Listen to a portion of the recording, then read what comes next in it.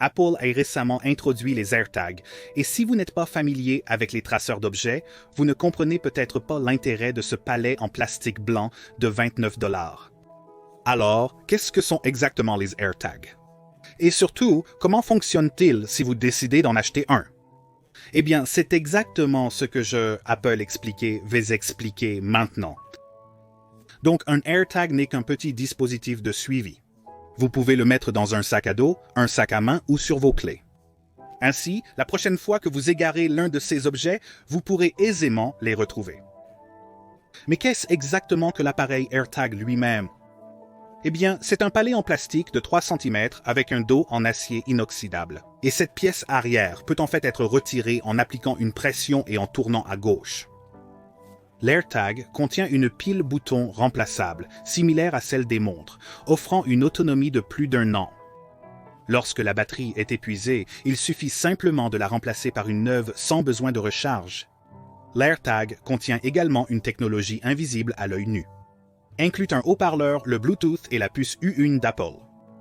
Après avoir déballé l'AirTag, connectez-le à votre iPhone 6S ou ultérieur en le tenant à proximité et en appuyant sur le bouton de connexion. Comme la manière dont vous aimez chaque vidéo Apple Explained. Enfin, nommez votre AirTag afin de savoir à quel objet il est attaché. Et c'est tout. Malheureusement, les AirTags ne sont pas compatibles avec les smartphones Android, mais ils peuvent aider les utilisateurs d'iPhone s'ils en trouvent un perdu, comme je l'expliquerai plus tard. Avec de la chance, vous n'aurez jamais besoin d'utiliser AirTag. Mais si quelque chose est perdu ou laissé derrière, vous naviguerez vers l'application Find My sur votre iPhone et appuierez sur l'onglet Objects. Ici, vous verrez tous vos AirTags connectés. Si l'objet que vous cherchez est à proximité, par exemple des clés qui sont quelque part dans la maison, vous pouvez faire sonner son AirTag en appuyant sur Jouer le son. Cela enverra un bruit audible qui vous donnera une bonne idée de son emplacement, et vous pouvez simplement suivre le son pour trouver l'objet.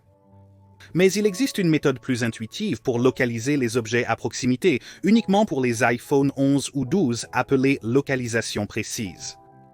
Il suffit d'appuyer sur le bouton Trouver sous votre article, et votre iPhone cherchera le signal de l'AirTag. Cela peut prendre une trentaine de secondes et nécessiter de se déplacer si le signal est faible. Mais une fois que vous êtes à 30 à 40 pieds de l'AirTag et qu'il se verrouille, votre iPhone vous indiquera littéralement la bonne direction. Vert signifie aller, noir indique que vous n'êtes pas sur la bonne voie. Il vous avertira même si l'AirTag est à un étage différent. Plus vous vous rapprocherez, plus la distance diminuera. Lorsque l'iPhone est à environ 10 cm de l'objet, le mot « Ici » apparaît à l'écran. Mais admettons que l'objet recherché ne soit pas à proximité.